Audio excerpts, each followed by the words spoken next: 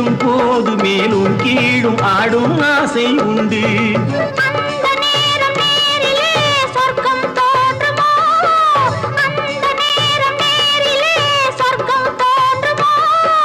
காணாததும் கேளாததும் காதலில் விளங்கிடுமோ.